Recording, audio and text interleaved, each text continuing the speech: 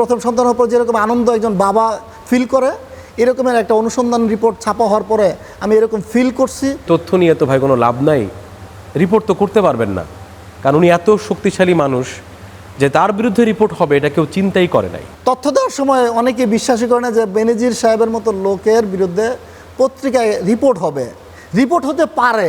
আপনাকে আরেকটা বিষয় একটু মনে করিয়ে দিই, যে ধরুন বাংলাদেশের সাংবাদিকতা নিয়ে নানা রকম আলোচনা আছে, সমালোচনা আছে।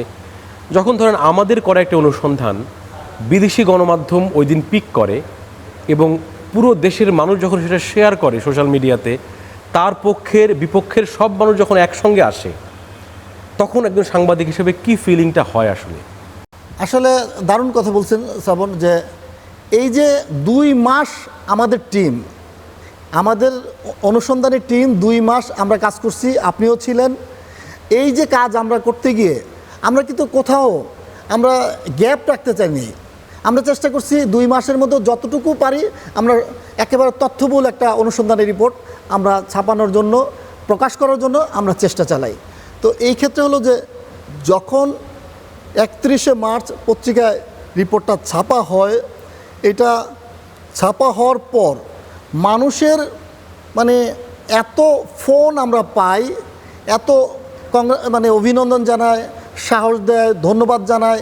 এই যে রিপোর্ট, এই রিপোর্টটা মনে হয়েছে কি যে একজন আমার সন্তান হওয়ার পরে যে রকমের, প্রথম সন্তান হওয়ার পর যেরকম আনন্দ একজন বাবা ফিল করে, এরকমের একটা অনুসন্ধান রিপোর্ট ছাপা হওয়ার পরে আমি এরকম ফিল করছি, আমরা করি।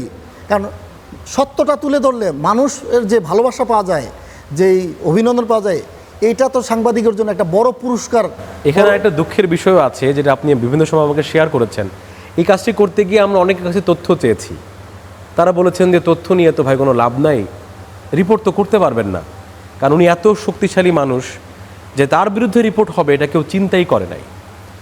এইটা আসলে যখন পরে রিপোর্টটি হলো, ওই মানুষরা আমাদেরকে আবার বাহবা দিয়েছে। এটা দারুণ বলছেন যে তথ্য দেওয়ার সময় অনেকে বিশ্বাসই করে না যে বেনজির সাহেবের মতো লোকের বিরুদ্ধে পত্রিকায় রিপোর্ট হবে, রিপোর্ট হতে পারে, দুর্নীতির রিপোর্ট হয় তার বিরুদ্ধে। তো এই ক্ষেত্রে আমি মনে করি যে আমাদের পত্রিকার যে কর্তৃপক্ষ, মালিকপক্ষ, তাদের যে কোনো হস্তক্ষেপ থাকে না, মানে সত্যটা তুলে ধরার ক্ষেত্রে যে তাদের যে ভূমিকাটা সবসময় আমাদের সমর্থন দিয়ে যায়।